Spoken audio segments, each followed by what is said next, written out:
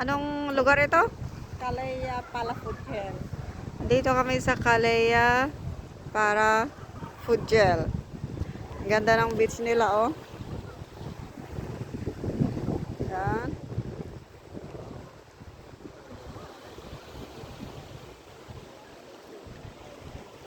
Pang 20 minutes ito.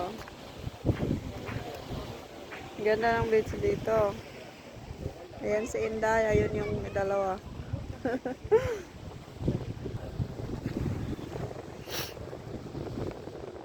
Ganda ng beach kasi ano, may bundok.